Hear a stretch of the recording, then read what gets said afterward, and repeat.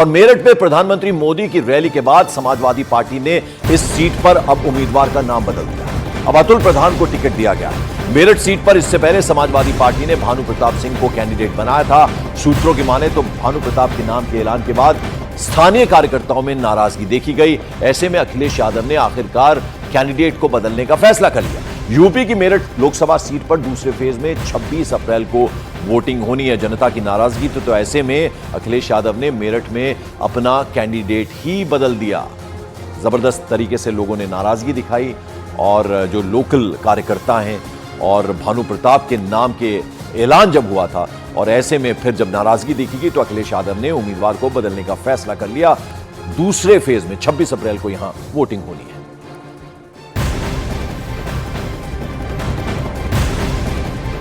और morning prime में इस बीच बड़ी खबर आ रही है। जान से मारने की धमकी मिलने के बाद बांदा जेल अधीक्षक की अब जो सेफ्टी, उनकी सुरक्षा है वो बढ़ा दी गई है। जेल अधीक्षक वीरेश राज शर्मा के घर के बाहर सुरक्षाकर्मी भी तैनात कर दिए गए हैं। साथ ही साथ उत्तर प्रदेश एसटीएफ भी मामले की जांच में जुट गई है। बता दें आपको, बांदा जेल अधीक्षक को जान से मारने की धमकी मिली थी।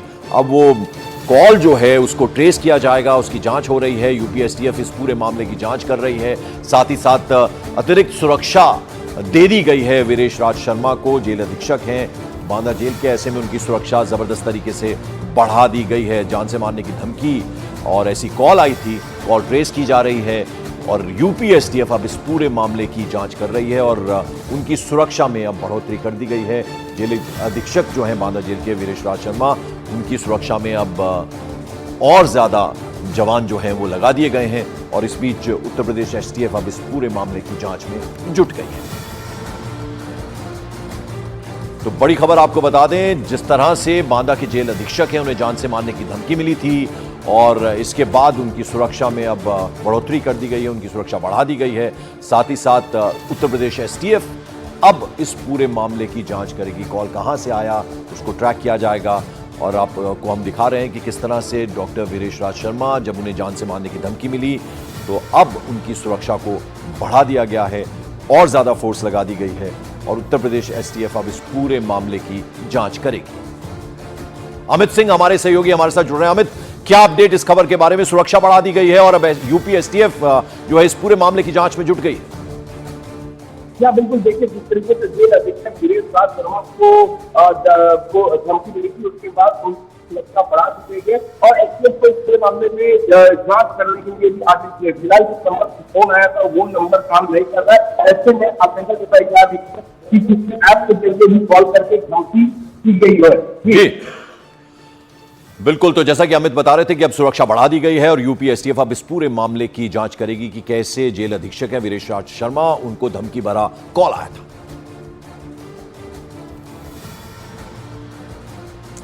और मॉर्निंग प्राइम में अब बड़ी खबर आ रही है मध्य प्रदेश की राजधानी भोपाल से। यहां स्वास्थ्य राज्य मंत्री है नरेंद्र शिवाजी पटेल, उनके बेटे पर एक रेस्टोरेंट के मालिक और एक जर्नलिस्ट से मारपीट करने का आरोप लगा है। आरोप है कि मंत्री के बेटे अभिज्ञान पटेल ने अपने फ्रेंड्स के साथ मामूली विवाद में रेस्टोरेंट के बाहर पहले एक पत्रकार से मारपीट की और जब रेस्टोरेंट के मालिक ने इसका विरोध किया तो वो लोग उन पर भी टूट पड़े। आरोपी है अभिज्ञान पटेल और ये मंत्री हैं भोपाल में ये हुआ है मारपीट का मामला। मध्य प्रदेश सरकार में मंत्री हैं और उनके बेटे पर यह आरोप लगा है कि उन्होंने पहले तो एक पत्रकार के साथ मारपीट की और जब रेस्टोरेंट का मालिक है उसने विरोध किया तो वहां रेस्टोरेंट मालिक के साथ भी मारपीट हुई है। तो मध्य प्रदेश की राजधानी भोपाल, यहां नरेंद्र शिवाजी पटेल स्वास्थ्य राज्य मंत्री, उनके बेटे पर यह आरोप लगा है।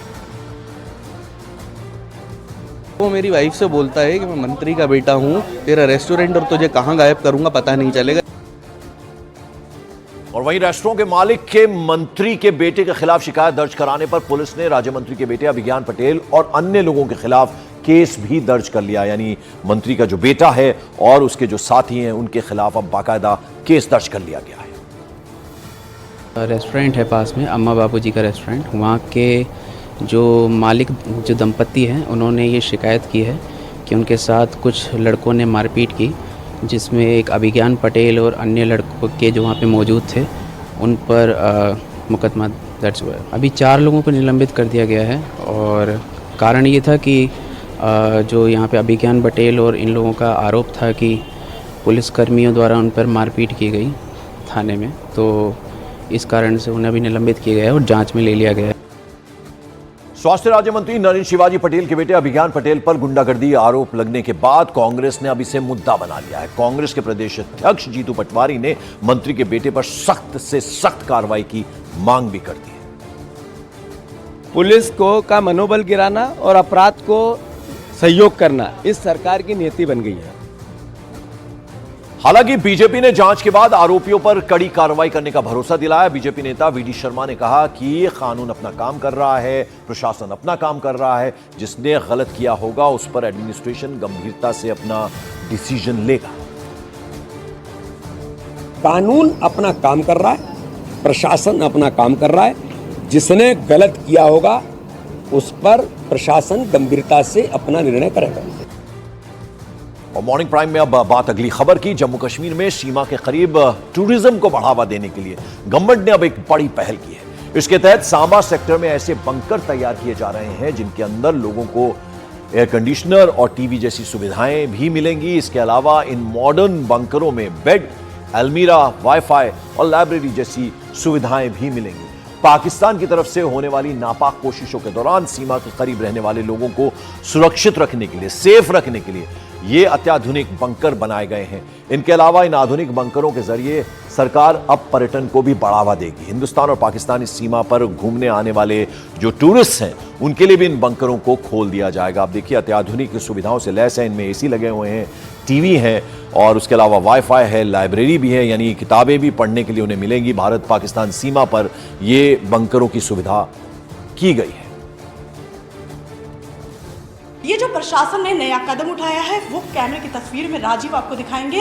ऐसा लग रहा होगा आपको कि इन तस्वीरों में कि हम किसी होटल के अंदर हैं। जी नहीं, हम एक ऐसे बंकर के अंदर हैं जो कि ज़मीन से 20 फीट नीचे है और जहाँ पर हर फैसिलिटी आपको दिख रही है। अलमीरा आपको दिख रही है, टीवी आपने देखा, पंखा आपने देखा, यहाँ पर एसी भी लगा हुआ है। बिल्कुल एसी और टीवी वाला ये मॉडल बंकर यहाँ अंतर्राष्ट्रीय सीमा के लोगों के लिए और साथ ही साथ पर्यटकों के लिए, क्योंकि यहाँ से मात्र 4 किलोमीटर की दूरी पर बाबा चमलियाल की दरगाह है। पाकिस्तान और हिंदुस्तान के बीच की सरहद के बीच पर बनी वो दरगाह जहाँ पर हर साल जून के महीने में एक बड़ा मेला लगता है। पाकिस्तान के अधिकारी हिंदुस्तान के बीएसएफ के अधिकारियों से मिलते हैं, मिठाइयाँ बांटते हैं और जून महीने में वो मेला हर साल होता है, जिसे देखने के लिए हज़ारों की तादाद में लोग यहाँ पहुँचते हैं। और पाकिस्तान सीमा के करीब बनाए गए इन मॉडर्न बंकर्स को लेकर स्थानीय लोग भी काफी खुश नजर